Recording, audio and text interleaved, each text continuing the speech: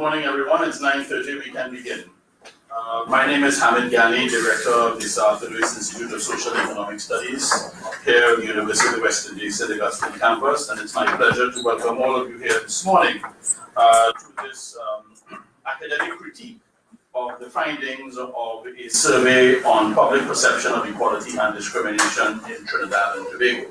We're very pleased to partner with the Equal Opportunity Commission. Again, we had an event with them on the 3rd of December on the campus, and we are here again on the 22nd of February in another event, and we're very happy to have this association with the Equal Opportunity Commission. I want to recognize the chair, Mr. Nancy Brown-Sweet, chairman of the Equal Opportunity Commission, and other directors, Dr. Emmanuel Hussein, Mr. James Chinchak, is it? Yes, have you, and representatives of international organizations in Trinidad and Tobago. Our presenters this morning, Dr. Gabriel Hussain, who is the head of the Institute for Gender and Development Studies on the St. Augustine campus of the University of the West Indies, and Dr. Christine Laptiste, who is a research fellow at the Center for Health Economics here at the University of the West Indies. And also I want to welcome representatives from the media and all other distinguished ladies and gentlemen. Welcome this morning. Right, so the next item on the agenda is the national anthem. So could I invite you to stand and we'll say the national anthem together? Or is there a preset?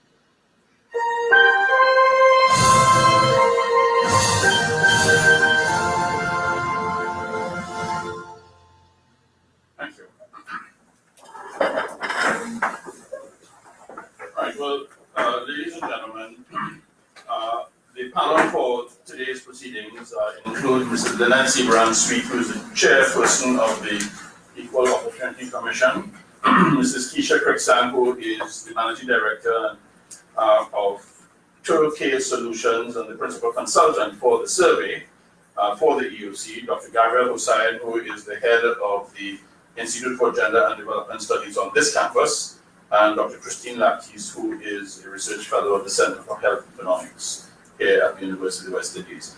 We shall follow the program in the sequence in which the names are identified, and each presenter will have 20 minutes because we want to make sure we can have discussion at the end. I will tell you from now that I have been advised that Dr. Hussain does have another campus engagement just around 11 or shortly after 11, so she may have to leave us at that time, but she would have spoken before. And she will obviously be here for some of this discussion that we have. So in order to get things going this morning, ladies and gentlemen, I'd like to invite the chair of the Equal Opportunity Commission, Mrs. Nancy Brown-Sweet, to get us going with the proceedings. Mrs. Brown-Sweet, thank you.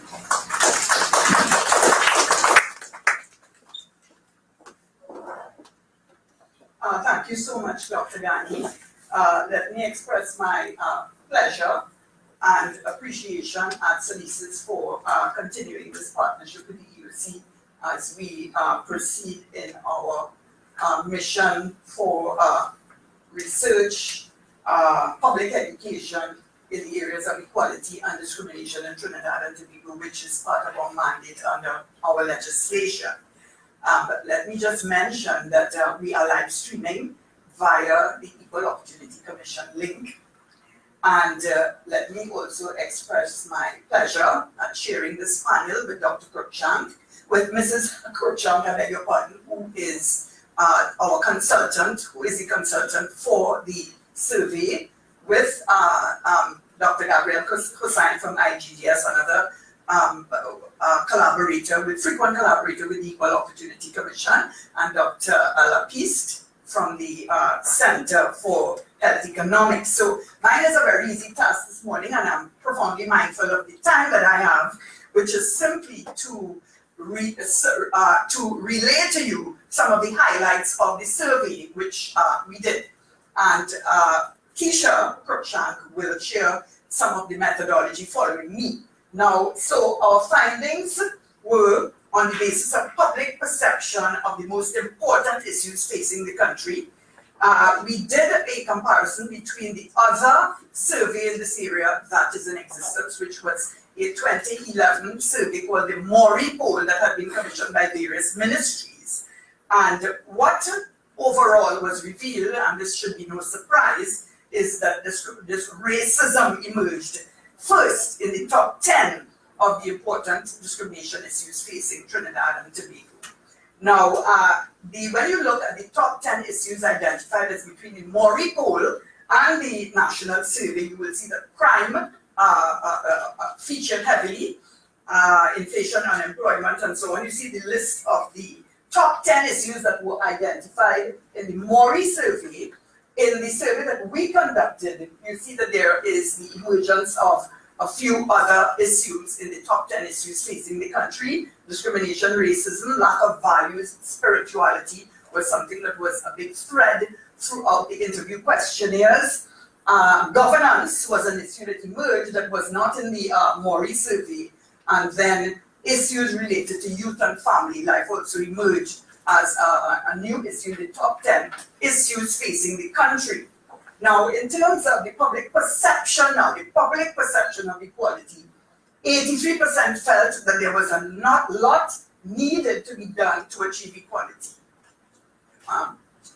Let me recognize the arrival of Dr. Dukaran. Dr. Dukaran, I beg your pardon.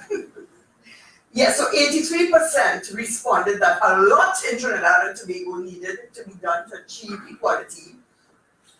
19% were extremely hopeful, and 58% felt that equality in Trinidad and Tobago was somewhat achievable. So that's an optimistic profile, I would say.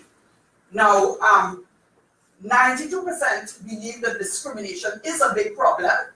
57% felt it was a very big problem. Discrimination in employment and in the provision of goods and services were perceived as the settings in which discrimination most frequently occurred.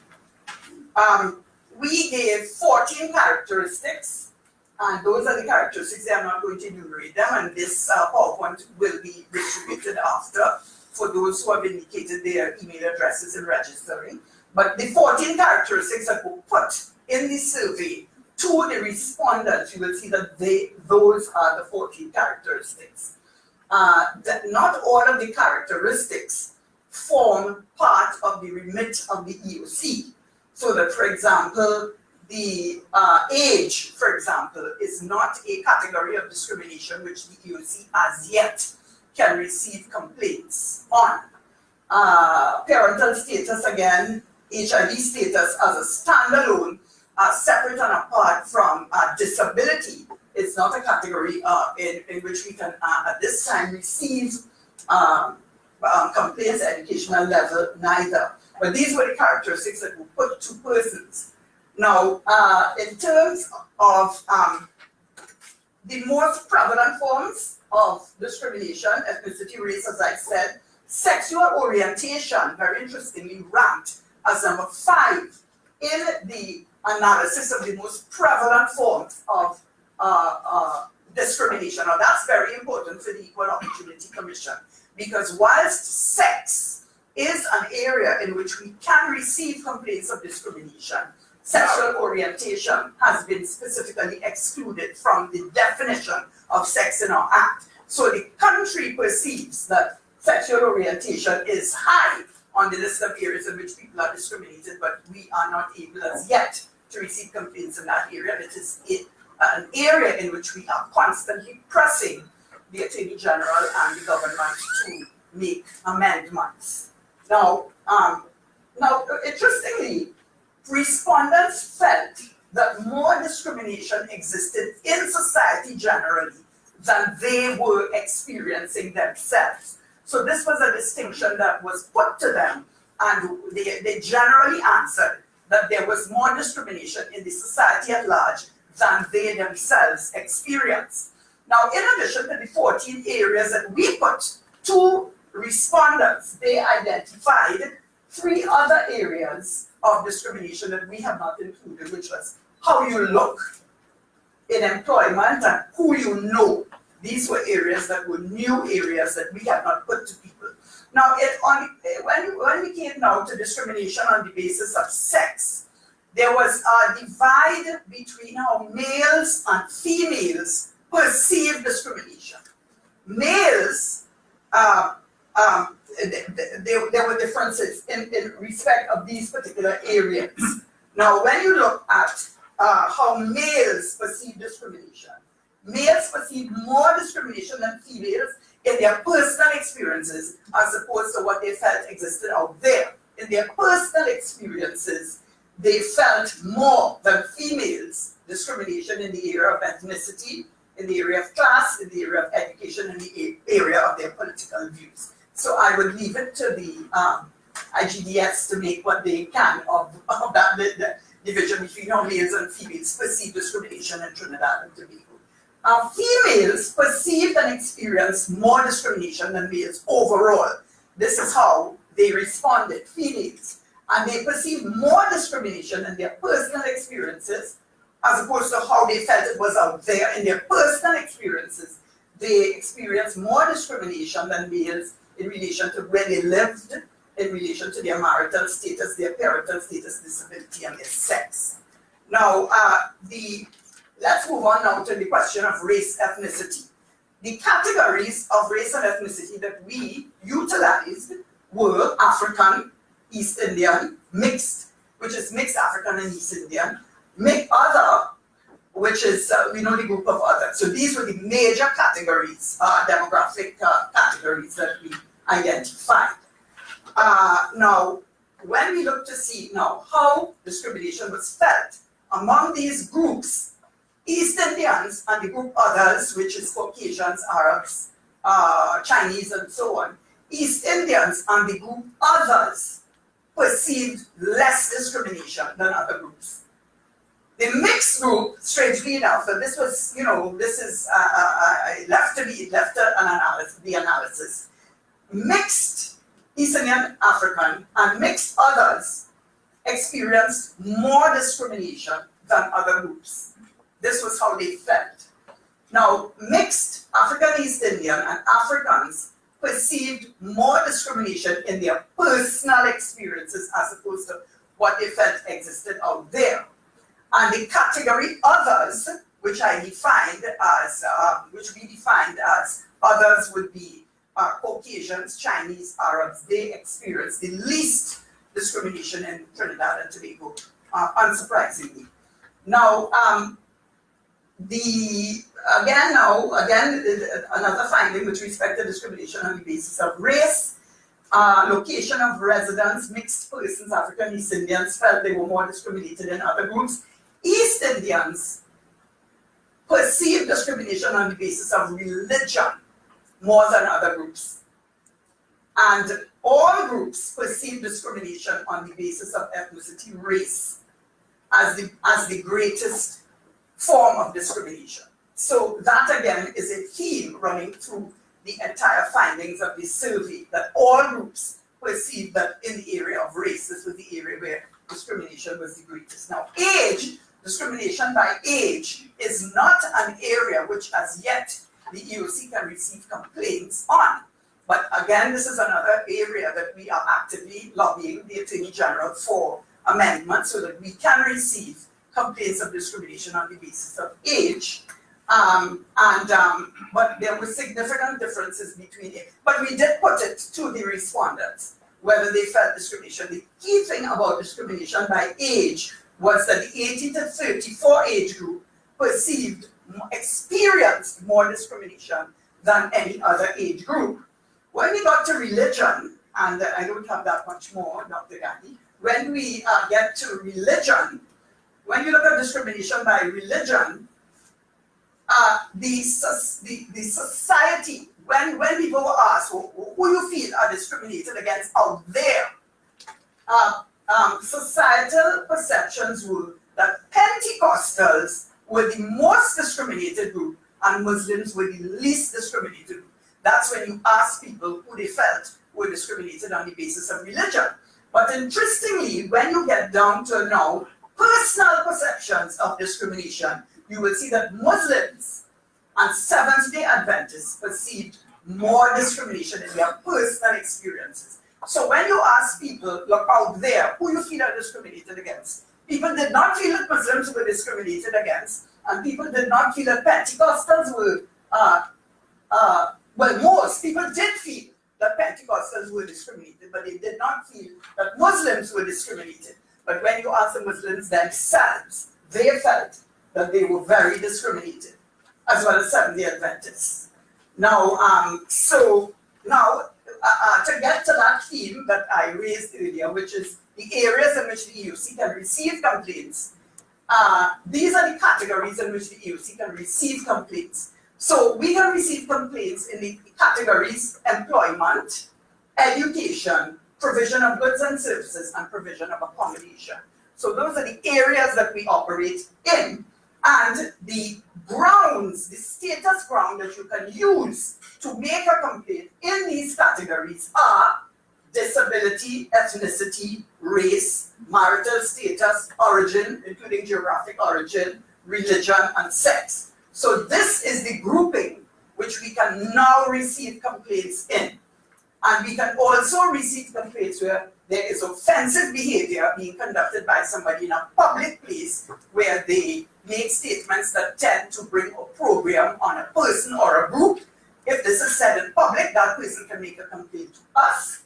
And then victimization is another area in which we can receive complaints where a person has made a complaint to the EOC and then is victimized in their workplace or in any of the areas that we have identified.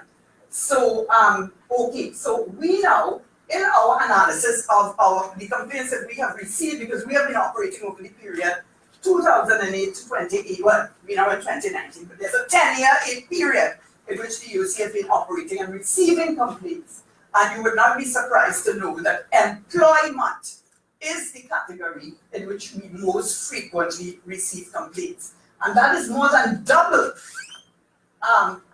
more than 8 times, I beg your pardon, next to the closest category, which is the provision of goods and services. So if you go to a store, or if you go to a nightclub, or if you go anywhere you go to access the provision of goods and services, is the second area, most frequent area in which we receive complaints. But it is, when compared to employment, you'll see that employment is by far and away the largest category of complaints that we receive.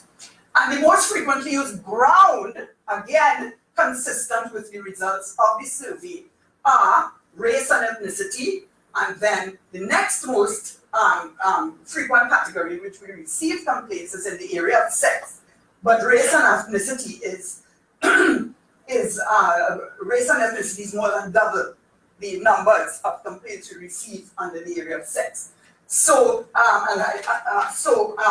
I won't go through these graphs, they're a little too fine for anybody to read. Translation of the findings into action and strategies. Well, the EOC now is using the findings of this survey as a very useful information for us in our deliberation and discussions under our broad mandate, because we have a mandate over and above just the reception and conciliation of complaints, which is our, as it were, our core function. And if we do not conciliate a complaint, the complaint can go to the Equal Opportunity Tribunal, which is where you find your hard remedy, your damages, your injunctions, whatever is the remedy that can be imposed by the tribunal, which has the status of a court, a high court. So, and we provide an investigative and a conciliatory function. But in addition to this core function, we also have functions in public education, in research, in recommendations to the government for law reform and so on. So, translation of these findings into action and strategies, where we perceive this is going to help us, deliberation, policy making, further research, the interventions that we make, our public education campaigns and our outreach and development. And these findings have already influenced our strategic planning. So those are my, I do have a concluding statement, kind of fighting discrimination remains a challenge and so on.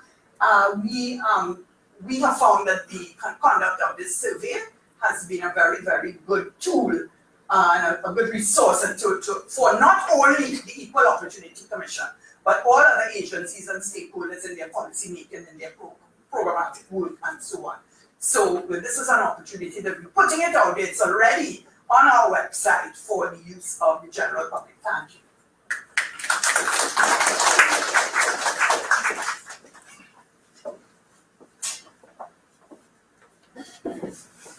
Thank you very much, Mrs. Nancy Bransweet, Chair of the Equal Opportunity Commission, for your presentation.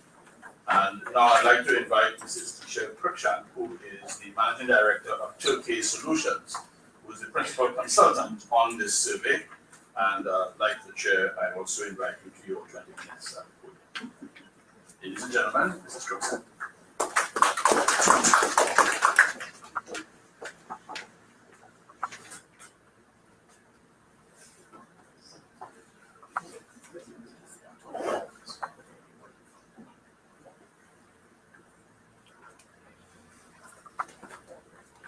Thank you so very much, Dr. Ghani.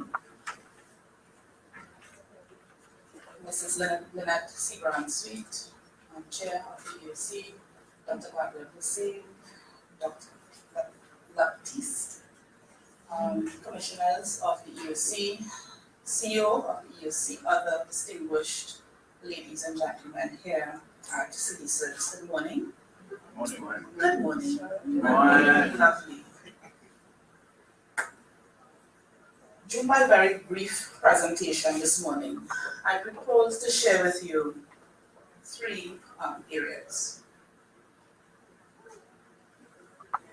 One, I'm proposing to do an overview of the research and methodology.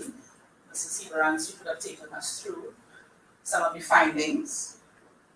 I would share with you some of the experiences of the field, in the field, qualitative results, and I believe strongly in action, so I'm going to share with you some opportunities for policy reform and action as they arose out of the survey. Okay? I wish to first commence by congratulating the EOC on its work to ensure the elimination of discrimination and the promotion of equality here in Trinidad and Tobago in keeping with its legal mandate.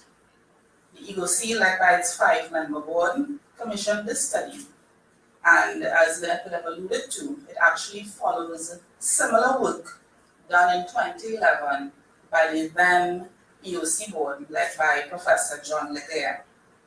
And it was indeed an honor of Turkey Solutions Limited through our team of foreign and local collaborating consultants to lead the 2017 research exercise.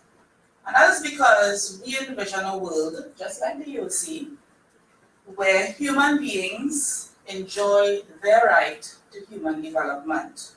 Our organization and our principles have been in the business of unleashing the power of people to transform their lives, their organizations, and their communities.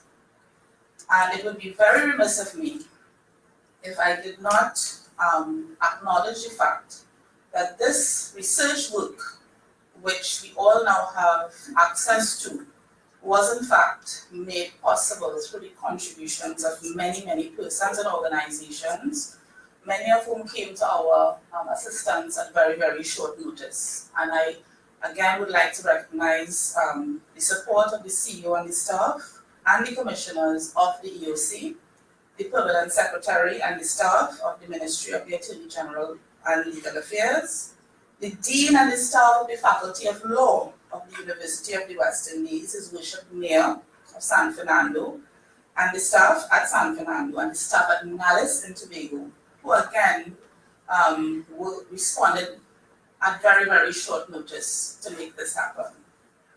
But more importantly, ladies and gentlemen, this research was made possible through the 1,301 citizens of Trinidad and Tobago, all members of the public who gave generously of their time, and they trusted us with their opinions, and they gave commitments, and they attended the focus group sessions. And you know what? They even committed support to the EOC for any future interventions posted by the Equal Opportunity Commission. They were eager to talk. They had things to say. And trust is something that we should never take for granted. This survey, it has revealed a lot of sensitive things. And if there is one thing that we have a responsibility to do, is to act on it. And it is with great pride, I'll tell you, that I stand today to let you know that I am pleased, looking back, because it's almost 2 years since we wrapped up on this project, that the EOC has taken very, very, very aggressive, it has intensified its efforts in terms of its public outreach. I just took a look in preparation. We took a look in preparation for today's session on the Facebook page. And I could not believe that so many things took place within a 3 to 6 month period. And it makes me happy, because when we were on the field, well, you know Trinidadians, right? They get a spectacle, so what are they going to do with that? And then someone said, I'm looking forward to what's going to happen with it. Right? I feel it's important for me to say it, because sometimes we have to bring it down to the grassroots. And that's another thing that I'm happy about. Because when I looked at some of the things that were taking place already, which is some of the things that came out from the research exercise, the EOC has already begun to intensify its efforts to make sure that those words of discrimination and those words of equality are words that people really understand in our society. Okay, so how did we go about doing this research? This research took place in just under 2 months, from May 31st, 2017 to July 6th, 2017. The team hit the field and made it happen. We used a mixed methodology approach with a view to answering a number of questions. What is the public perception of equality and discrimination in Trinidad and Tobago? What are the types of discrimination that exist in Trinidad and Tobago? To what extent are people discriminated against in Trinidad and Tobago? And how much has the public heard about the EOC, and what is the public's view on its effectiveness? Those were the questions that we went out to the field to answer. And we got those answered, and a plethora of rich information coming out, and I'll try just to summarize some of those for you. So from a methodological standpoint, we would have referenced the 2011 demographic census to estimate the size of the regions and the number of persons to be interviewed. And we then followed up with focus group sessions. This research, I think Leonard could have alluded to it, produced some new information that the 2011 survey would not have been designed to give. And those things really surrounded the public perceptions of equality as versus the personal experiences with discrimination. So it's one thing to perceive discrimination, but we were testing to see the extent to which people actually experience discrimination themselves. Okay? The 2017 research design provided for the capture of public perceptions of personal experiences of discrimination in new settings. So we looked at the extent to which they felt discrimination happened among family and friends, in seeking employment while employed, in seeking placement in education while in school. So we broke it down a little bit. In the 2011 survey, it was very broad. It was just, what are your views on education and employment, discrimination in the setting of education for employment? The 2017 research design also provided new data regarding the perceptions of personal experiences of discrimination on the basis of individual characteristics. And I think that would have spoken to some of those: age, ethnicity, and so on. So whether or not it was covered in the Act, we threw particular characteristics out there just to see what the perceptions were. And we got some fresh information which should fill the gaps in the literature that we did not have before. And just fast tracking a little bit. By the time we got to about 90% of the research, in terms of collecting 90% of the information, right? Because we were using the technology to capture, it was very easy to be able to begin to do some analysis and so on. And we were seeing a particular trend in the data. So we determined that the focus group sessions would then we would use the focus group sessions to see if we can get some answers or some perspectives on what we were seeing. And specifically, we went into the focus group sessions trying to see if we can get some information on personal experiences and perceptions of equality and discrimination, opinions on why there was a significant difference in how persons perceived discrimination in wider society versus their personal experience. So their perception of existence of discrimination in society versus if they really experience it themselves. And concrete recommendations. And we felt very strongly about it. As a society, we talk a lot. We need to act more. Take the leadership from EOC. Start doing things, start advocating, start holding programs and so. So we asked them, what are some of the concrete recommendations for reducing discrimination and promoting equality in Trinidad and Tobago? And so what I wanted to just take you through, so these are the three things we do. Overview, which I just did. Then I look at some of the experiences in the field and the qualitative results, and then we're going to look at the opportunities to wrap up. Right. So when Lynette went through the survey results, one of the things that it would have showed us is this, that 83% of the respondents believed that a lot needs to be done to achieve equality in Trinidad and Tobago. 83% of the respondents. And if I can just put it back into context for you, we define equality as, we said that equality is about ensuring that every individual has an equal opportunity to make the most of their lives and talents, regardless of their race, gender, class, religion, or geography. That's the definition that we use. Right? And the questions that we posed to the respondents were, thinking about our society today, how much needs to be done to achieve equality in Trinidad and Tobago? A lot, some, or nothing at all. So 83% of them said that a lot needs to be done to achieve that definition there. And then we said, in your opinion, how possible is it to achieve equality in society in Trinidad and Tobago? Extremely achievable, somewhat achievable, or not at all achievable. And so 83% said a lot needs to be done.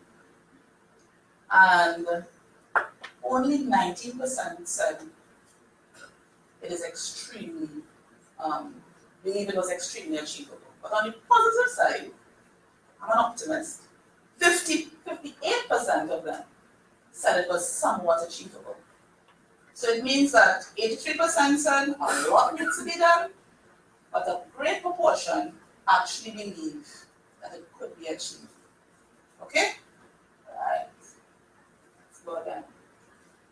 In the focus groups, we teased out particular things. We asked them to tell us about times that they felt truly equal. And a popular response was in growing up. I just want to flip through some of this, but my favorite is the season that we're in. I'll read that one. At carnival time, because at that point, there is no divide. I could be from wherever, looking however, tall, short, small, fat. You can be light as day or dark as night, right? But at that point, there is no discrimination, right? That was a view. These were some of the views coming from the focus group sessions. Right? I acknowledge honor. And this one, especially for you. The only time I feel equal is in the magistrate's court. So we got positive. And we got some negative. When Trinidad and Tobago was playing football against USA, everyone came on to support. Okay? So there were mixed views. That's not a discrimination. So again, I could have taken us through 90, what percentage it was? 94%? 92%, thank you. In the 90s. Right. Believe that discrimination is a problem in Trinidad and Tobago. Okay? But what did the focus group respondents have to say about that? They said yes. At specific times, election time. That's when the discrimination takes place. Or yes, by potential employers. Or yes, there's institutionalized discrimination. Or yes, the older people, the older generation, they're the ones, right? They even said yes, it can be seen in the banks with respect to loans. So there are different views about what really constitutes discrimination. Then I could have pointed to this fact, and it's shown graphically here. The extent to which people actually experience discrimination, even though they said yes it exists, was much lower. So we talk plenty. Yes, it happens. But the extent to which they experience it much lower. And then they gave some thoughts as to why that variance happened. So they say fear of victimization, it occurs so subtle that people don't recognize it. They gave some interesting tidbits there for the EOC to take now, and for all of us to take, and to begin to do some work around, to demystify some of those things. I found this was very, very, very interesting. 74% of the respondents said that religion or spirituality was important. Right? 74%, that's a very, very big percentage. And 48% accepted discrimination when it occurred to them, when it happened to them, as a fact of life. Is that good enough? No, it's not good enough. So they gave some strategies. They provided a vision, and they said that we really need a society where there is education of youth about equality. We need to reward good behaviors. We need gate for all citizens. They said an Equal Opportunity Commission is a step in the right direction. And there should be equity, not just equality. Small acts of kindness, salaries, matching, cost of living, hope the politicians are listening. The undistribution of wealth, big one, okay? skipping through again. You didn't know too much about the EOC, so I'm making a plug here for the EOC. Minister of Finance, give them more money now. They're doing good work. And they have great work to do, and the public expects to hear from them. So just give them more money now. Okay? The focus group participants also gave some recommendations for action at the national level and for the EOC. They spoke about things like building people up so they have self-esteem, so that they understand what human rights is all about and they understand how to treat others. At the EOC, they talked about becoming more visible and doing more programs in the communities. And again, I'm making this plug. Powers that be, if EOC has to do it, give them more money now, please. Give them more money. Okay? Recommended strategies for action, and this was our perspective. We felt that there's an opportunity for partnership with the religious sector because 74% of the population believe that religion and spirituality is important to them. So one better way to forge equality and eliminate discrimination than for the religious sector, since people believe, right? And develop culturally relevant programs, increase public education, and so on. Look at it for a moment. We have the picture of 2 apple trees, 3 people of different heights standing on a common box, or 3 people of different heights with the boxes adjusted so all of them can reach the fruit on the apple tree. And I'm saying this to be inclusive to those members of our audience who are not able to see. Okay? Thank you. From equality to equity. Okay? I want to thank you all, and just to say as a wrapping up, we all have a part to play in the elimination of discrimination in our society and the promotion of equality, and we can do it. Thank you.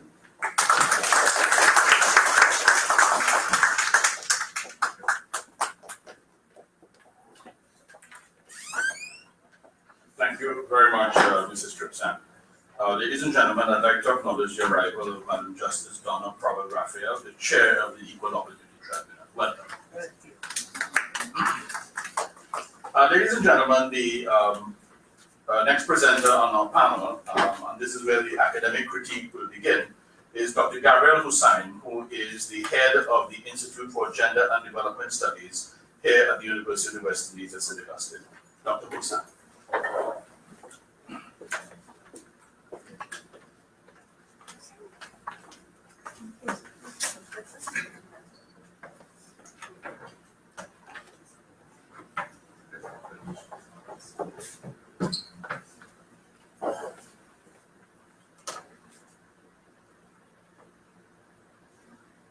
Morning, everyone. Good morning.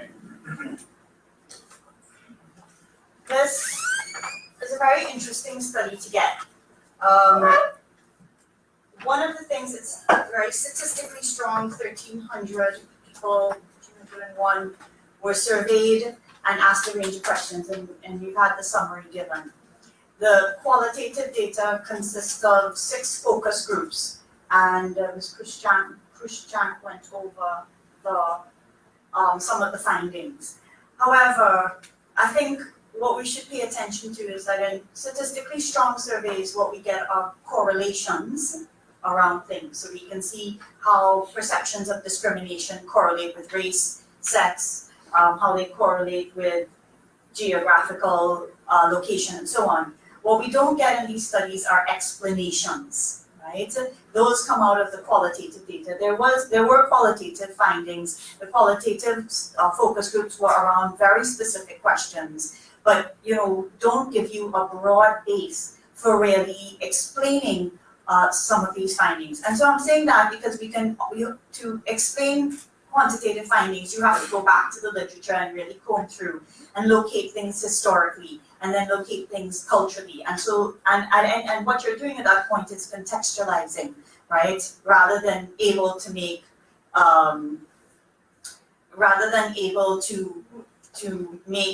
conclusions that qualitatively explain the findings on the basis of data collected. right? And so one of my suggestions is that in exploring the question of discrimination further, we really need to do more qualitative work, because the survey itself was not intended, as I understand it, right? But does not give us a basis for understanding why people are reporting the rates of discrimination, and I'll talk about that a little bit. Now, in thinking about the data, and I say this as a plug qualitative data, which we don't spend enough time doing. So we rely often on anecdotal advice, anecdotal perspective to explain quantitative data, and don't sufficiently collect the qualitative material that would help us explain the findings. Nonetheless, there's a couple of things that stood out to me. One is the question of class, income, employment. This stands out very distinctly as a key criteria, and we can discuss race and ethnicity, but I want to move away from that for a second because it's so common sense in our society. We have a notion of race and ethnic discrimination. We don't pay attention to the class data enough, and I think it's a class data that stands out in this survey. For example, men report much higher levels of sense of discrimination on the basis of class, education, and income than women. What's going on there, and how does that reflect changes in the labor market that have happened over time, in men's pursuit of education over the last 20 years? So the shifts that have been happening in society around men in education and around men's participation in the labor force, I think, are turning up in their feelings of exclusion, right? But we can't explain that data in relation to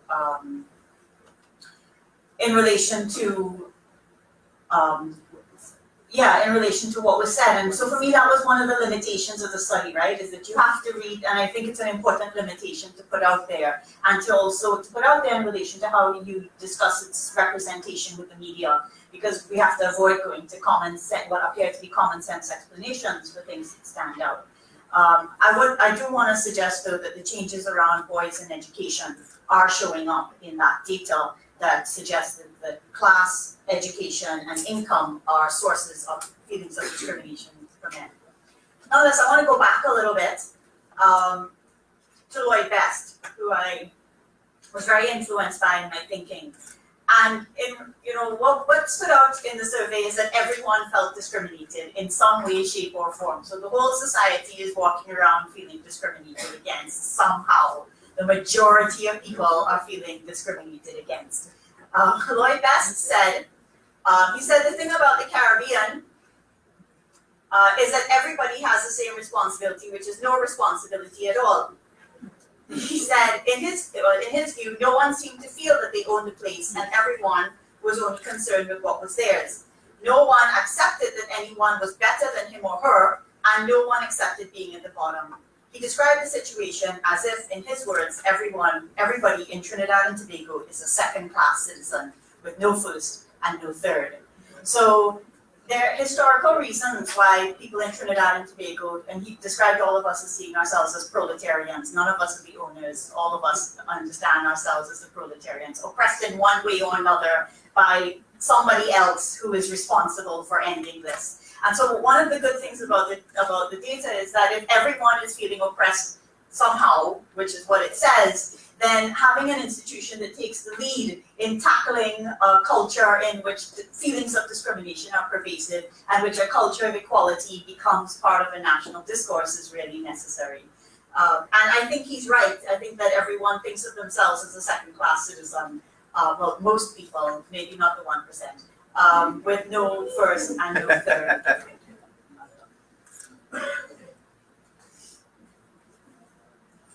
The second thing I want to highlight after Best's historicization of, I think, what showed up in the survey is Rhoda Reddock's idea of competing victimhoods.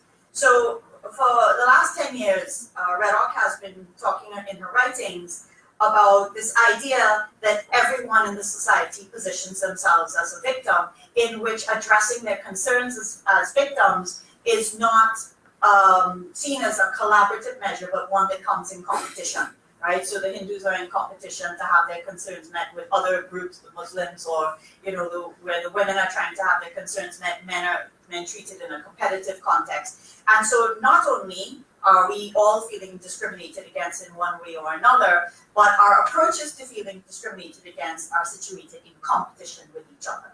right? So A, as Beth says, we all see ourselves as second-class citizens, but B, our attempts to overcome discrimination or at least to attain justice are understood in a competitive way. And I think this is very significant for how politics has played off groups against each other to have their concerns met, right? You want to have your concerns met, you have to ally with political parties, you're in competition for patronage, you're in competition for rights, and so on.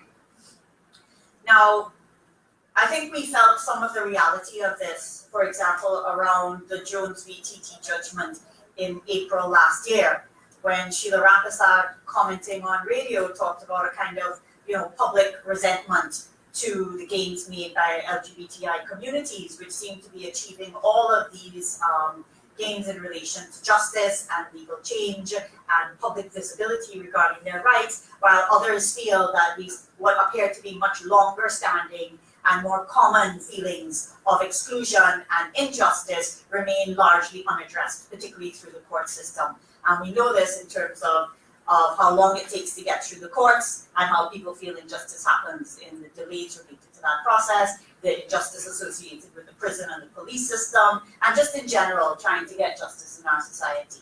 So one of the corollaries with feeling widely discriminated against is an inability to widely feel that justice is attainable as well, right?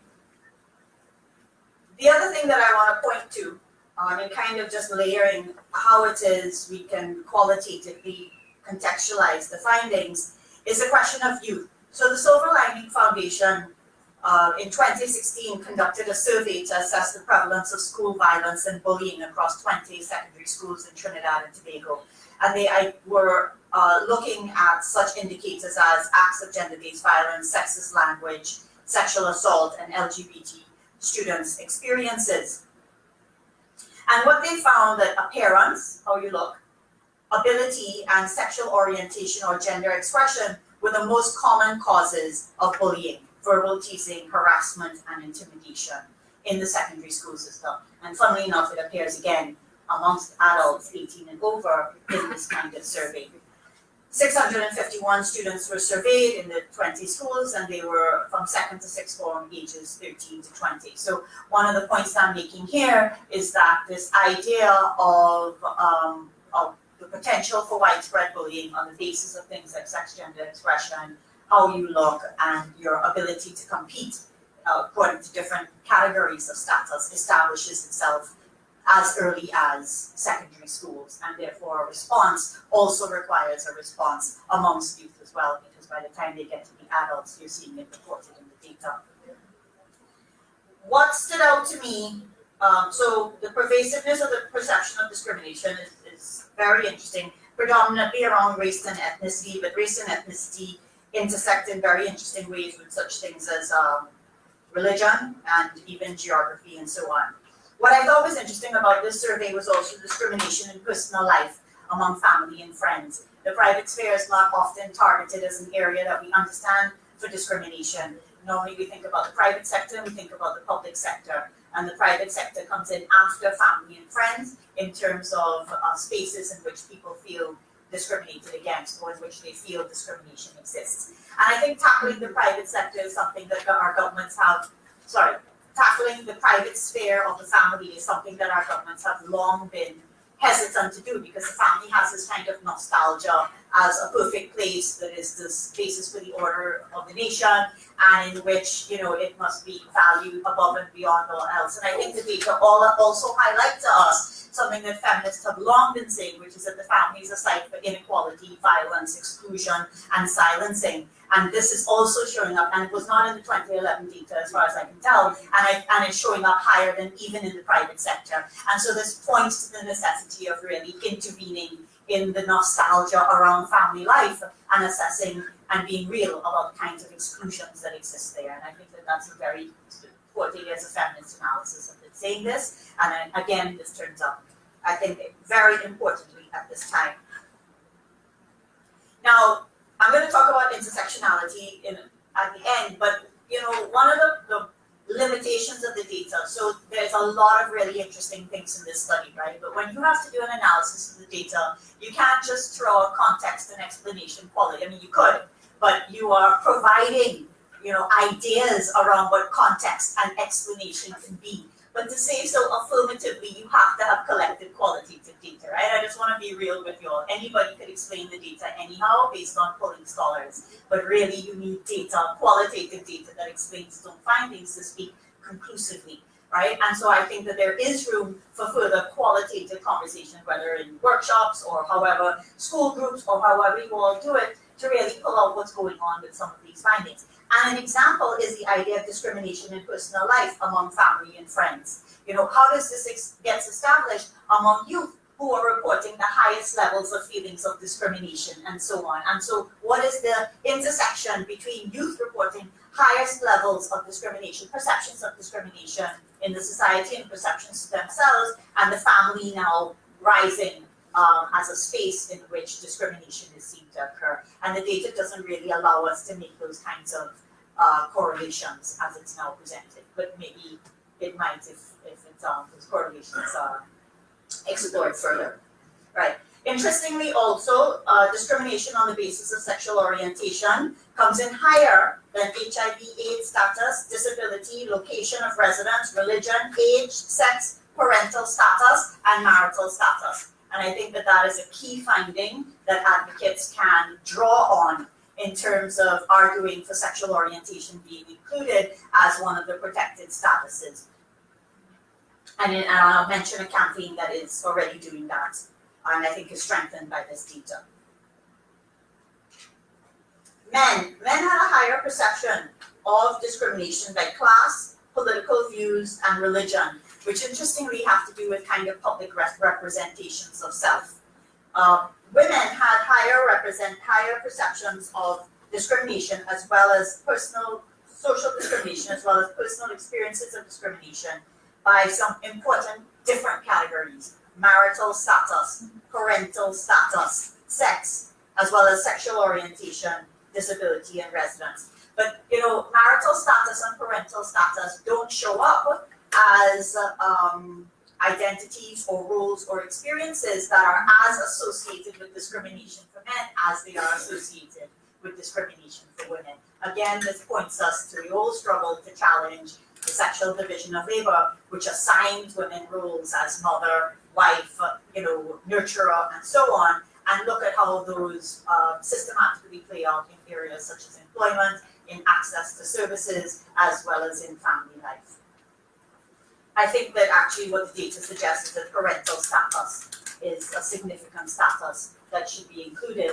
Marital status is included, but not parental status, because again, it shows up as amongst the differences where you see what the differences between what men and women report. The greatest differences between men and women reporting are around parental status. Women reporting around parental status, marital status, disabilities, and sexual orientation.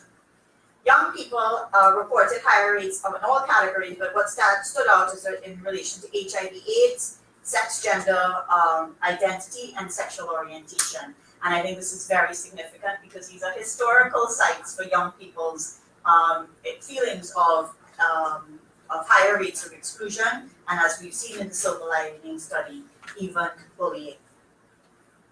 Now, there has been, I think what these findings do is verify many things that we already anecdotally feel and know in the society. So it lands on a public that I think will take the findings as real because it speaks to their experiences. I think the findings essentially highlight that sexism remains alive and strong, given the disparities between women and men's experiences and perceptions of discrimination, and that sexism and those differential experiences are strongly correlated with gender roles and with the sexual division of labor.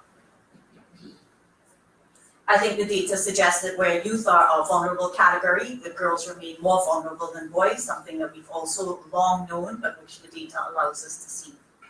Now, the Committee on the Elimination of Discrimination Against Women, to which Trinidad and Tobago reports on the Convention for the Elimination of Discrimination Against Women, has been asking about some of these questions and in fact grilled Trinidad and Tobago on them when the country reported in 2016. It asked Trinidad and Tobago whether it had eliminated all statutes that discriminated against women. Trinidad and Tobago said yes, except for such things as the Widows and Orphans Act and the Industrial Relations Act.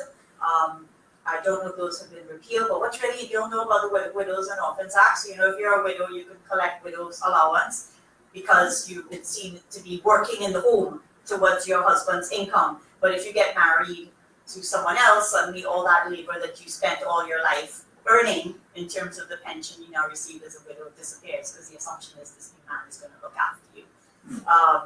So there are issues around women's labor in the home that remain ones that shape discriminatory legislation. The expert committee commended Trinidad and Tobago for steps taken to advance the situation of women, but also noted major setbacks, including the inability to adopt a national gender policy, which is still not formally adopted, and continued revisions and changes to national gender machinery.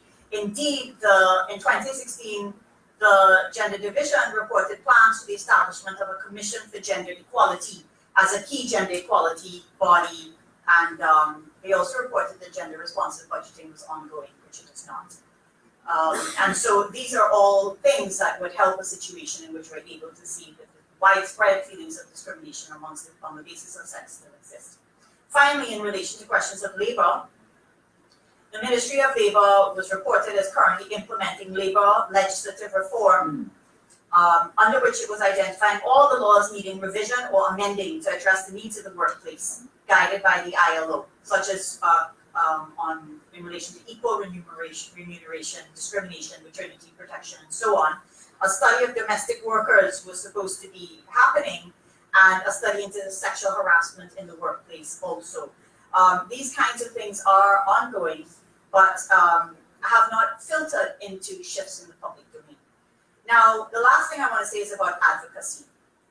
So the Institute for Gender and Development Studies and the Alliance for Justice and Diversity have an ongoing Add All 3 campaign recommending that age, health conditions, LGBTI status are included under statuses that are protected by the Equal Opportunity Commission.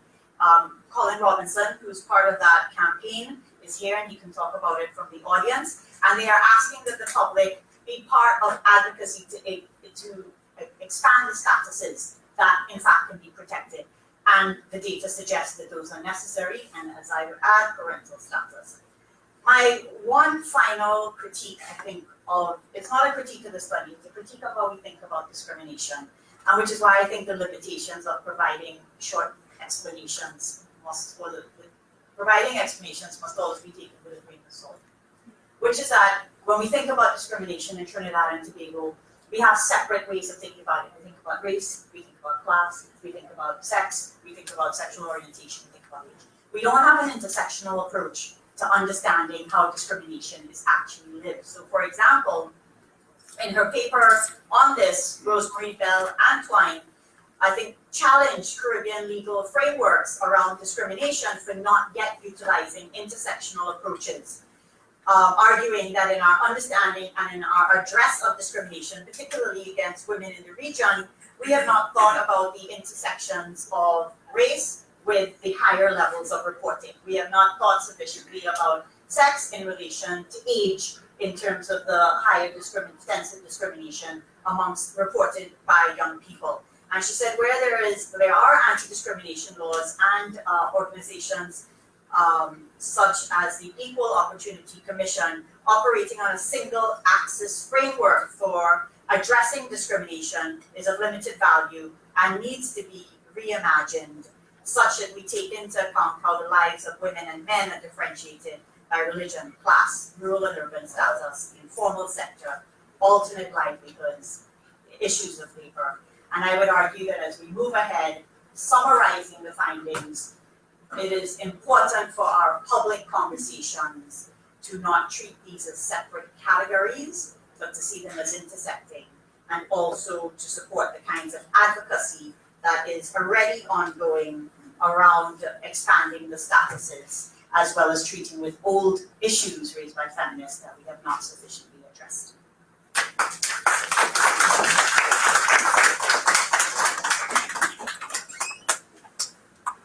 Thank you, Dr. Cosign, for your presentation.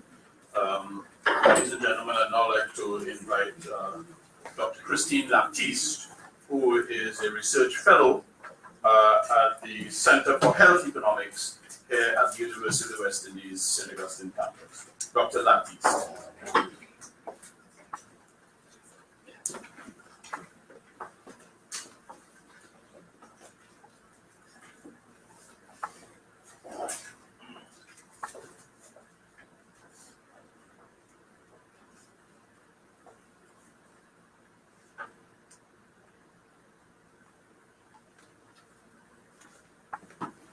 Thank you, Mr. Chair, and to the rest of the head table. Good morning to the commissioners of the EOC. Pleasant good morning to you and everyone gathered here. A very important piece of work being done here by the Equal Opportunities Commission.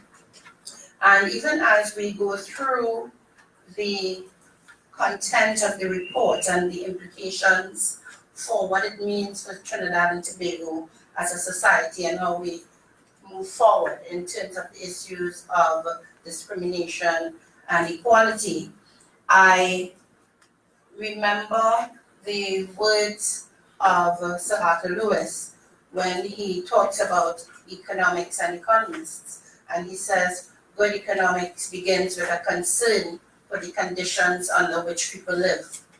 And I think that that concern transcends just economics, but even in terms as we look at how people live and how we react with each other in society, it's important to really tease out some of the issues that have been brought to the fore by this study. Some of the issues that came out already would have been addressed by some of the preceding speakers. But what I want to look at is what are some of the underlying trends and some of the underlying issues that would have come out. In terms of the methodology and all of that, we know that it was statistically strong, and we looked at some of the options when we look at the open-ended questions, all of the categories, and so that were devised to help us with our coding and analyzing of the issues. What it tells us though is that when we look at the respondents, we see that they were from 14 of the 14 regions, and some of my presentations will be questions in terms of how we treat with the study and what are some of the further work we can do with it. And one of those things, I know we chose the regions, but in terms of approaching the various communities within the region, it would be good to know what was the basis for that. So for example, we may have a wide region like Princestown, for example, but you have the communities within there. What really was the methodology on which we approached this? Was it based on the unmet needs? Some of that data CSO has. It would be good to know how the various communities were approached and selected within the region, because that will also give us some further room for analysis in terms of if we look at, say, for example, a community that based on CSO data may have 75% unmet needs, 25% unmet needs. We are talking about different, that whole thing about class and income comes in, and therefore it will help us to really see who we spoke with and give us the information about how people at different levels think. Another thing that I wanted to point out too is that in terms of looking at those particular regions and groups in the data, are there any outliers, for example? When we look at the overall averages and so forth, and say 83% think that it's race or it's religion or so forth, is there any region or any community that was significantly different from the average. And that would be a question that we would want to look at. And in terms of that, then how do we target the differences, or how do we approach us, not even just nationally, but as a community and a community level? How do we approach and create strategies or so for reaching different communities? In looking at the question in terms of employment, I felt that there could have been some kind of inclusion of income, which we could then link back to personal experiences with discrimination based on income, because there's that broad question.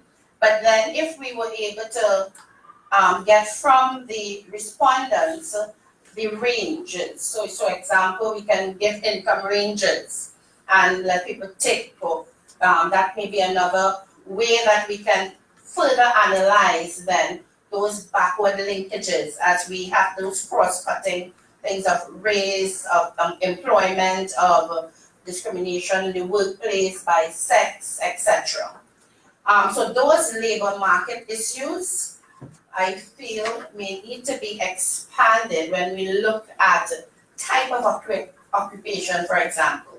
So we have those who are employed, but we have broad categories of the type of employment being engaged in and the level of employment, and we can link that back to income, and we can link back down to personal experiences, etc., with discrimination. So I see it really as a platform then for further research into those areas where we can do the kind of analysis and get the actual quantitative and some of the qualitative issues that would arise there. 92% of the respondents perceived discrimination, and that was really just dealt with. And it means, and 57% of that felt that it was a very big problem. And we have the top three causes coming out there, where we talk about ethnicity and race, class and status, and religion. Now, in terms of responding to these, it means then that there has to be some kind of targeted program to be able to address these issues, and which means that there has to be some further layer of teasing out the underlying issues. So for example, there may be discussion platforms for persons to be able to provide some more of that qualitative data in terms of education and educational programs, or further research into these areas to really provide that the undergirding then for these figures that we see. Because sometimes it may be, sometimes people don't even understand why they say something. And I would look at that in one of the results that I saw, and I said that may be another course that we can talk about this morning.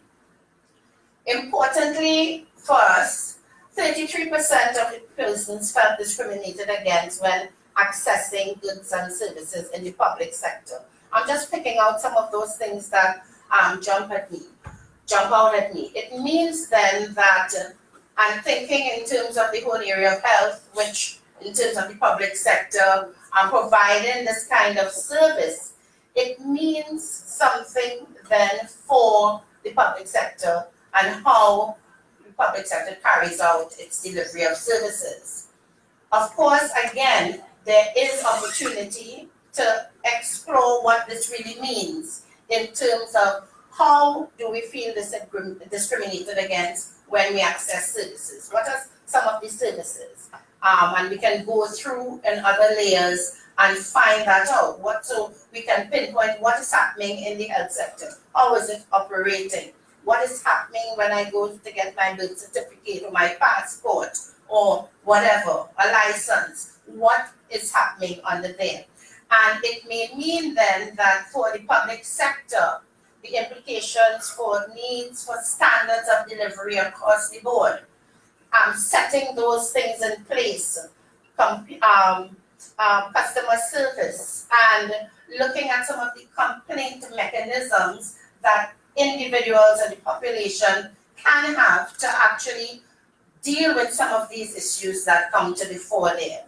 And key to that is accountability measures within the public sector. So this portion which stands out for me, I think we can actually look at that area and do further research in that area based on what we see. The public sector is responsible for delivering quite a bit of services, key services to the population. And I think that there's opportunity here then to tease out more from, based on this, what are some of the key, the qualitative issues and so that surround this particular statistic.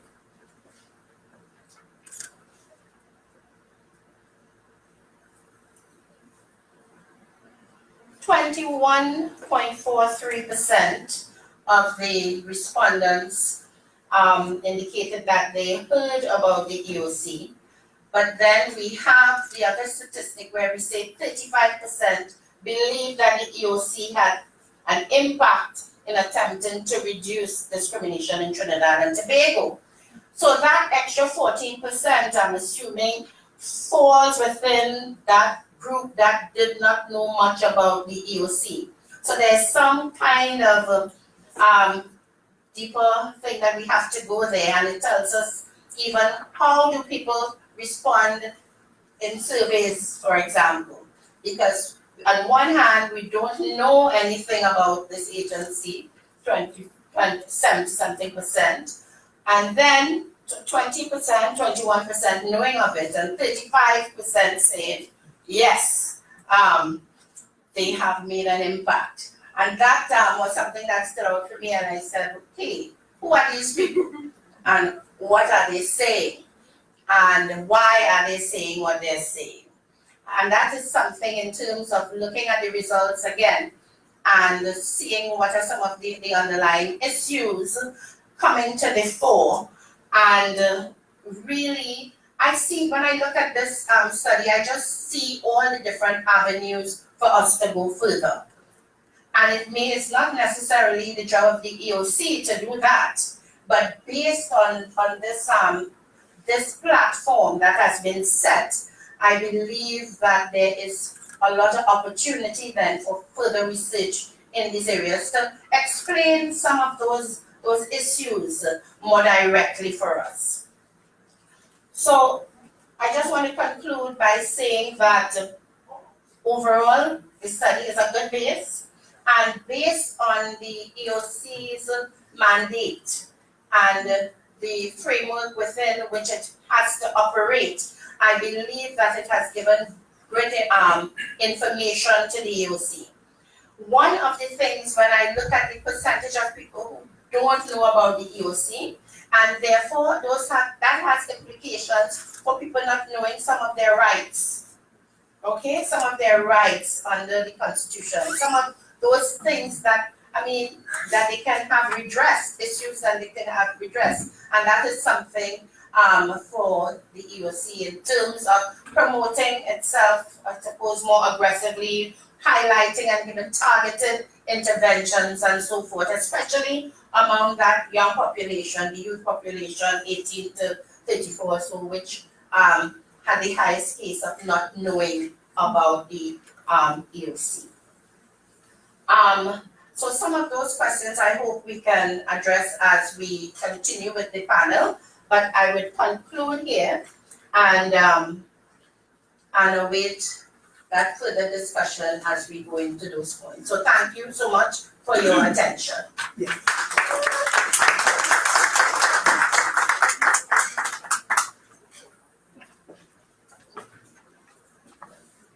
Thank you very much, Dr. Christine Laptiste from the Center for Health Economics for your critique of the survey. Ladies and gentlemen, it's now that part of the program where we'll have some questions from the floor. As I indicated to you at the outset, Dr. Gabrielle Hussain does have another commitment on the campus just around 11 o'clock, and she'll have to leave us. So I'll ask if there are any questions for Dr. Hussain at this stage. I'll identify, if you could raise your hand and indicate who you are and ask a question to Dr. Hussain. Are there any questions for Dr. Hussain based on her presentation? I just want to take those before she has to leave. Anyone with any questions for Dr. Hussain? Right, so I'm not seeing that there is, so I'll now open more generally, any questions, period. Yeah, we have a question here. Can we get a microphone right there? Yeah. Could remain seated, sir. You can remain seated. Good morning, everyone. Good morning. A few more conversations. Sure, as you wish. Thank you, Dr. Gan. Well, as you can see, I am Bawani. First, let me start with my name. My name is Bawani Prasad. I'm representing public persons associated with visual impairment, a true advocate for the disability community. I am surprised that disability was not rated higher in the survey. And I have to ask a question. Did the survey people interview anyone with disabilities to start with? And secondly, there is heavy discrimination on and about persons with disabilities. Even getting the document for this session here today, when you send it to JPEG, I can't see a thing to read. If I get a normal email, yes, technology is so advanced that I can access it. So that's one point. I take my mind back to 1983 when our goodly Dr. Emmanuel Hussein, in talking about the Constitution, wanted to add another word to fundamental of the Constitution, which is age, discrimination in terms of age, sex, whatever. And he wanted to put in the word disability, which was flatly refused. And maybe that is why perhaps today, even though we are seeing some advances, we are still way behind as far as the community of persons with disability is concerned. All of the sectors, all of the information mentioned in the survey apply equally to persons with disabilities. So that the person with a disability has two challenges: being young and having a disability, being sex-oriented and having a disability. And it just goes to show. I think we need to look forward. And I want to comment what you see on this initiative. I think we need to look forward. We have another census coming up in a year or so. What is the questions, or what are the questions pertaining to disability within your family, within your community? I know we've talked to that on 2 or 3 occasions as when the survey keeps coming up. But the answer is, well, if we have to put more questions, we have to get more money, we have to do all kinds of things. But if we put in the questions once and for all, it will eliminate the need for planners, for agencies to now go back and spend extra money to do their national surveys. So I don't know if, together with the EOC, the NGO sector responsibility for with responsibility for disability can team up to talk and leverage with the CSO to ensure that pertinent and important questions pertaining to disabilities are factored in to the survey, and they're not just not answered or family members refusing to give information, because the only time you see persons with disabilities in this country is on the first of the month. Don't say I say so. That's the reality. You know? So, but we need to do more. I mean, I have been disabled all my life, and I've been an advocate for disabilities all my life. And what existed 40 years ago, we've seen some vast changes, even in education, even in employment. But we still have a long way to go. The UN Convention on the Rights of Persons with Disabilities, our government was supposed to send a status report in 2017. Still waiting for that to go. And there are other things. We're now seeing the revision of the national policy for persons with disabilities. and so on and so forth. But two things have to happen. We have to work together, and the community of persons with disabilities themselves, we must become stronger advocates. Thank you very much. Thank you. There was a question there about disabilities and the extent to which, any response from that? Or Yes. Well, I just wanted to point out or to say, Go ahead. is it on? Yeah, it's Right. That contrary to what is included in the Constitution as a category of discrimination, in the Equal Opportunity Act, we do have the category of disability included in our act as one of the status grounds that can found an application for discrimination in the 4 areas of employment, accommodation, training, and provision of goods and services. So that's a little advance on the Constitution, and also an important advance in the sense that you can actually get a remedy if it is that you have a complaint, one citizen against the other citizen against a corporation, as opposed to if it was simply a constitutional motion. We do have, I think that I would look at my data and give an answer before the end of the session as to what is the, comparatively, what are the number of complaints that we receive in the area of disability as opposed to other status grounds. I will look at my slides and give that information in a minute. Thank you. Any other questions from the audience? Yes, you have one there. Get the name and ask your question. Good morning. My name is Pari, and I'm a PhD student.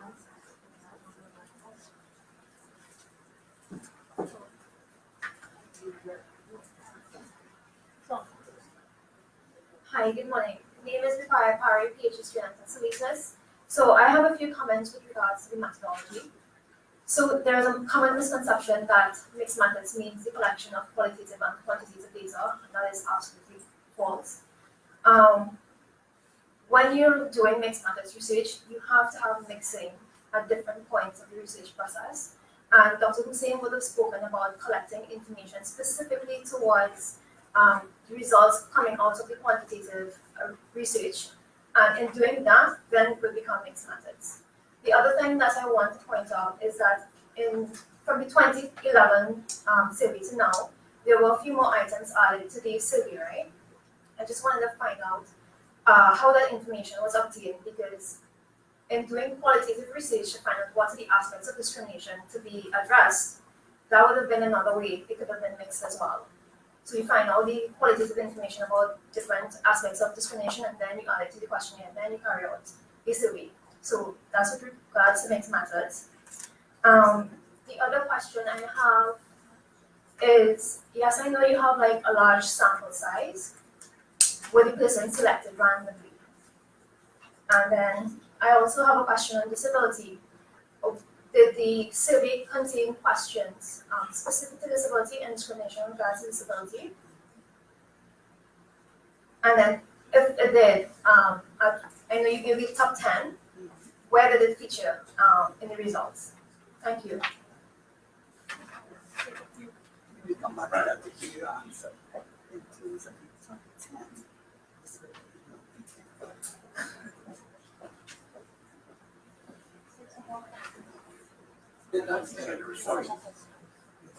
Take some more questions. Well, Yeah, in okay. looking at the comparison of the top 10 issues, disability did not feature in the top 10 issues in either survey. Or did it feature at all, and what position did it feature in? Yes, okay, I don't have that information. You have She's that? saying in Yes. the questionnaire, Mhm. where was disability as one of the categories? Okay. Seven.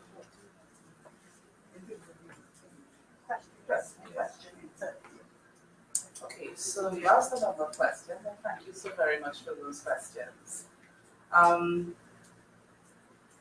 With respect to selection, yes, it was random.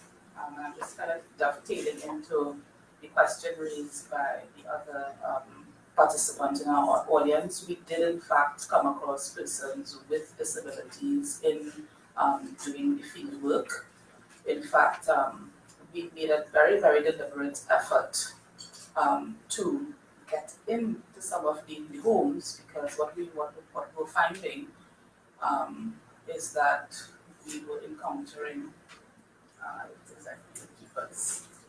And so we asked, and it's in asking that we actually were able to access some of the persons with disabilities. I wish that there was a way that some of those experiences could be translated into writing, because some of them are very, very touching, and it does in fact speak to a lot of the work that has to be done within our communities to improve the quality of life for people. With respect to how the perceptions of discrimination on the basis of disability, so remember there are two factors, right? So one is, and I'm seeing here, based on the analysis, disabilities would have ranked 7 out of the, I think it's 14 characteristics. Okay, the perception. Okay, and yeah, so it would have been above things like location of residence.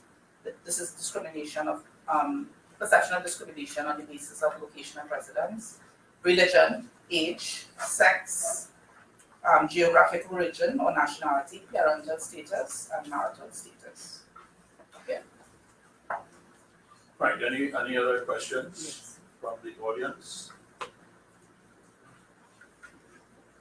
Yes.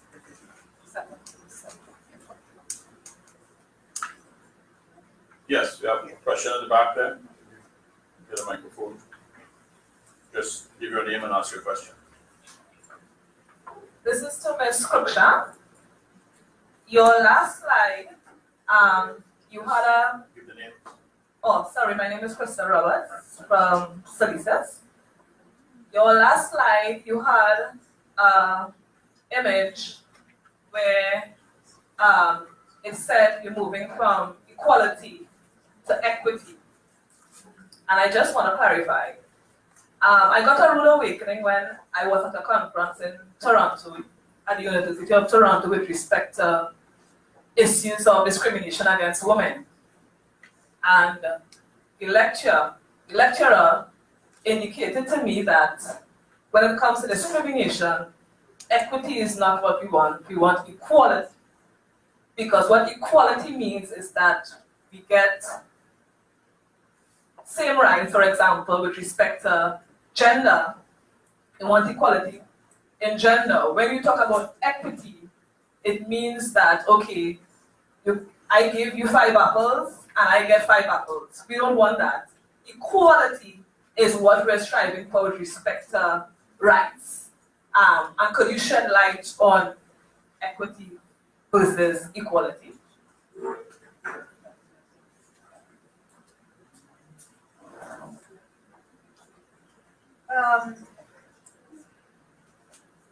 Yes, so in the Equal Opportunity Commission and the Equal Opportunity Act is premised on the idea that every human being should have equal access to the same opportunities and protections, essentially. So it is fundamentally about equality.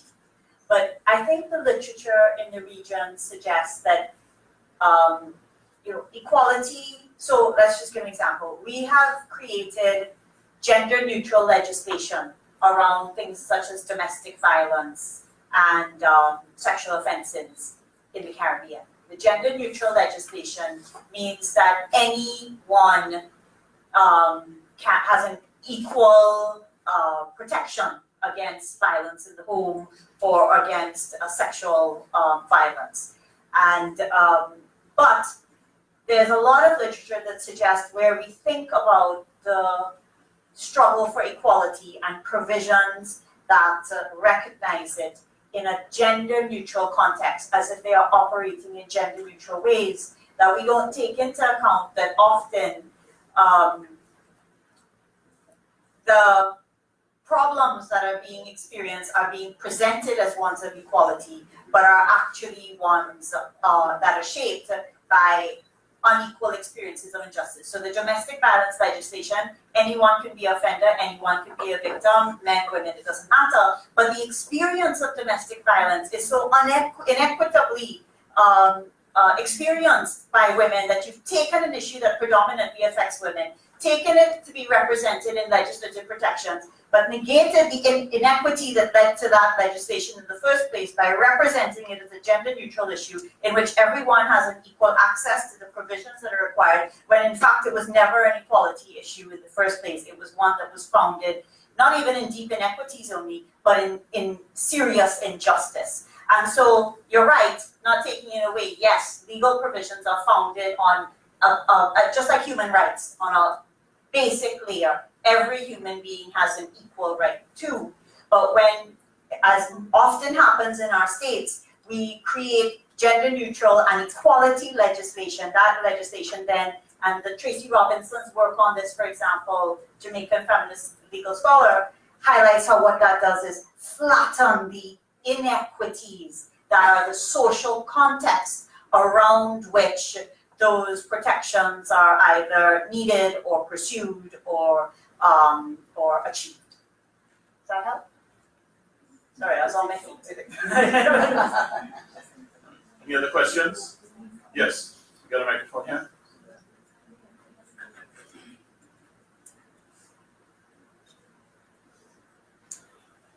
Good morning, everyone. Dr. Gani, I am Dalton Vincent from PAVI, that's Persons Associated with Visual Impairment. Of course, I must say thanks to the EOC for the excellent work that they have been doing, and they will continue, they will guide you. But this discrimination thing is so common, and there are so many different organizations that are trying to address it. And to me, the politicians have studied us well, and they understand our culture, and they manipulate us, and we are just getting minute progress, but nothing that robust. And perhaps we need to do something, because we have since 1962 we are independent, we are republic since 76, and the politicians have mastered us. They know how to woo us during election, and we sometimes allow the ball to fall. And there are so many other things addressing different issues, but we need to have a collaborative approach, because there are a lot of organizations doing good, small steps, important steps, but it should be more effective. And perhaps we can find a way, we must find a way to deal with that, because we are just getting eloquent nothingness and nice oration, and that doesn't help us. Discrimination still flourishes. Thank you. Thank you. Any other questions? Yes. Colin Robinson. Good morning, everyone. Colin Robinson from Kaiser. I want to follow up on Danny's question. In terms of what the EOC and the tribunal as well might do. Clearly, the EOC has done at least the current commissioners have done an improved job at reaching out into communities and communicating around the EOC. Clearly, the results aren't showing too well. But I'm wondering if we can look at more ways of structured engagement with the academy and with community-based organizations in terms of strengthening how we think about solving the problems that the data is showing exist when we think about what justice and what the achievement of equal opportunity looks like. Because we know we're getting some sense of the definition of the problem, but the solutions may be a bit more elusive, and they aren't just filing complaints and getting jurisprudence out of the tribunal. So I'm wondering if there are opportunities in the legislation or ones that we could create for more structured and ongoing engagement with advocacy groups like Kodo and Pavi and others, and with the academy. Well, I mean, Colin, certainly, I don't know where my is correct.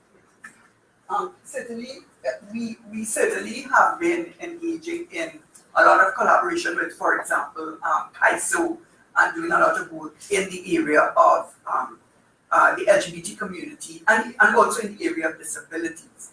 And I think that the difficulties that we are having, for example, in accessing funds to push our programs, even to push our visibility, because there have been times when we have had, for example, the resources to have like billboards, radio programs, radio spots, advertising the existence of the Equal Opportunity Commission, which in the whole scheme of things is still a very young organization.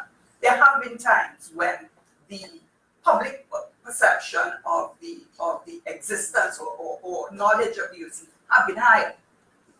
But the point is that we are moving into an area where we realize that because of that paucity of, well, let's say financial resources, we have been moving more and more into the area of partnerships with all kinds of different organizations. And in looking at our as it were, our structure, our organizational structure, we are recognizing that we need to move into creating programs and posts for persons, well, to create the kinds of programs that the focus groups have shown, which is that more work is needed with youth and more work is needed in communities. So we are at the moment looking at our organizational structure to see how we could create that capacity internally. And always we are looking for partnerships with. So we're profoundly mindful of that need to get more, as it were, programmatic and to be able to get into communities, to work with community groups, work with youth organizations. And one of the big issues that certainly has been teasing me for a while is how, with this whole question of equality and discrimination, the question of respectful relationships, the question of bullying, how do we penetrate the educational sector? How do we penetrate that? It's so impenetrable. I mean, for decades, other partners have been attempting, for example, or other actors in the edu sector have been attempting, for example, to influence the introduction of a curriculum to deal with sexual and reproductive health and rights, for example. That has been, I mean, it's 30, 40 years now we tried with that. Various curricula have been designed, they have not been implemented in the school system at with any level of a systematic approach. And it goes to some of the problems of our plural society, where competing groups are suspicious of each other and they are suspicious of motives in terms of introducing certain types of family life education, which would alleviate issues like bullying, that would promote respectful relationships, promote value for diversity and so on. So it's a challenge which we recognize and which we are taking small steps at. Any other questions? Good morning, Priya Mohan from SALISES. I want to congratulate the EOC on this study. It's a lot of work. To me, an important finding that stood out would have been the perception of discrimination being at 83 or 84% versus persons' actual lived experience of discrimination being 34% in employment, but then and 33% in accessing public goods. So I found this huge disparity in perception and experience to be interesting. And then I felt coming out of the focus groups, if you would have gotten some explanations for why we have this perception of discrimination, but we don't actually live it. Is it that we have a culture of discrimination? Is it institutionalized? Is it a fear of discrimination among the population? And I think this is something we really need to interrogate in this study because it will have implications for the actions you take going forward. Is it setting standards in the public health system, in the education system? Or is it that as a society we need to have a cultural shift in discrimination and have a conversation among ourselves? Yes,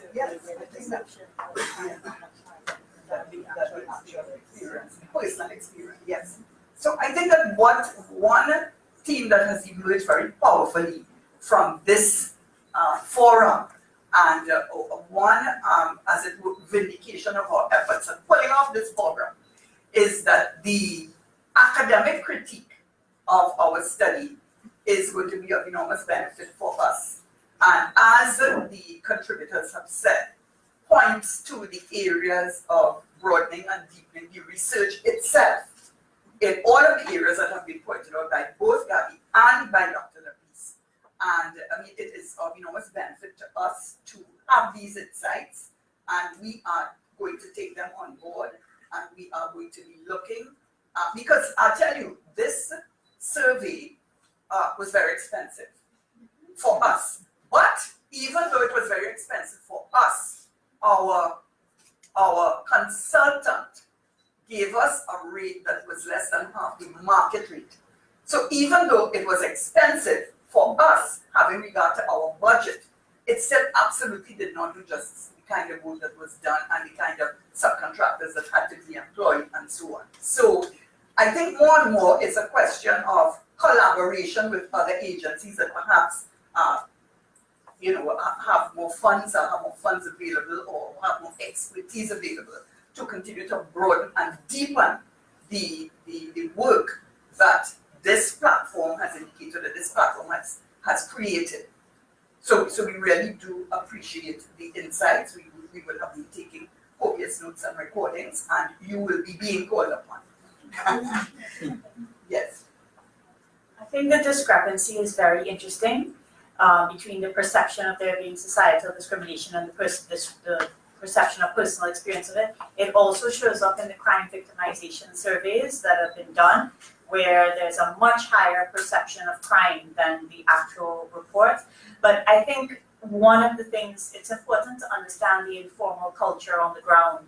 And I think in our society, we have a widespread perception of injustice. In other words, we assume that injustice is the norm. We assume this is the case in relation to the police. We assume this is the case in relation to the judiciary, not that they make biased decisions, but that the process itself, and Mindy Lazarus Black has done work showing how just engaging in trying to get in protection orders and in trying to deal with domestic violence through the courts, that as you go stage by stage, what's actually being reproduced is domination rather than empowerment of women. It's a 2007 book called Everyday Harm.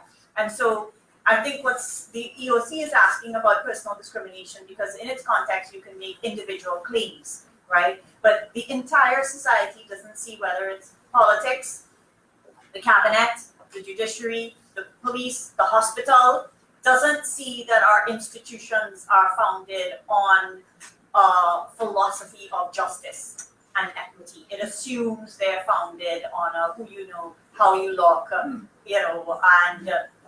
if you're experiencing injustice, you have to figure out how to get through. And that is the informal norm in our society.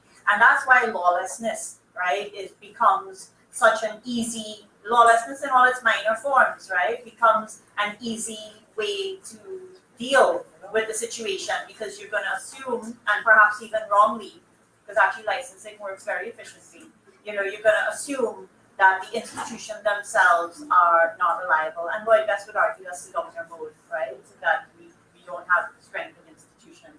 And actually and this is, why this is important is because we shouldn't have to rely on, for example, the political directorate to continue to do that. We signed the Convention on the Elimination of Discrimination Against Women, and it calls for a national gender policy, as it has done, and as we are signatories to.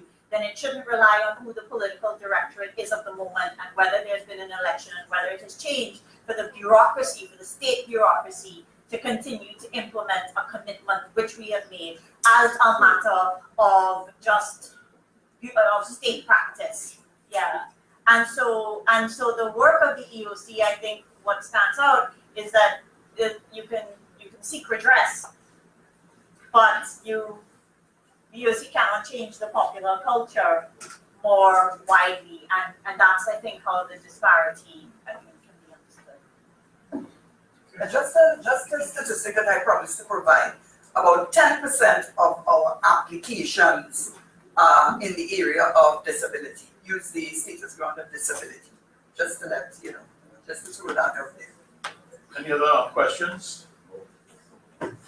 I have something I want to follow up on. Yes. Dr. Laptis pointed out a very interesting disconnect in the data. 21% knew about the existence of the EOC and 35% was congratulatory about the EOC and the handling of its work. And I'm just wondering if that was a function of, as Dr. Laptis put it, how people answer questionnaires, or whether it was that having been asked the question, if you knew about the EOC and you said no, and in the context of the conversation with the person, they then realized, oh, the EOC is doing all of that, and then you said the EOC, so that because I was just trying, having had some experience with how these things go when you send people into the field, when they answer questions, if the question about knowing about the EOC came ahead of the question about the work of the EOC, then they may have concluded in the intervening period between asking one question and asking the next one, the field interviewer may have had an interaction with the person, and it may have been that at that moment, the person being questioned may have found out about the EOC and its work. But I don't know if that's what happened, so I don't know if We don't know. you have no feedback on that, because I think it's something that should be probed, because it is like some of the other discrepancies between the perception and the lived experience. There's a gap. There's also a gap between the not knowing and being congratulatory about the work that the institution is doing. Yes. Right. Any other questions from the floor?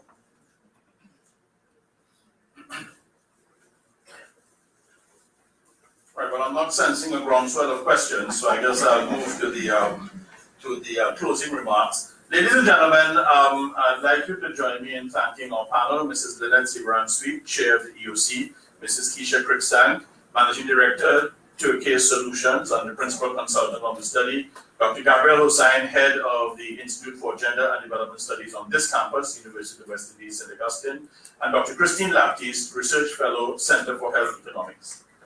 May we thank them? And I just want to say in closing that it has been a pleasure to collaborate once again with the Equal Opportunity Commission on a public forum. We had one on the 3rd of December dealing specifically with the issue of disabilities. And we are here today now dealing with a survey that they had done on public perceptions of discrimination. And we were able to provide an academic critique. So I look forward to having another opportunity to host a joint event with the Equal Opportunity Commission. Madam Chair, I'm grateful to you for the approach that you've made to us, and we are very happy to reciprocate to have these joint events, and I do want to signal that we're very interested in continuing this relationship.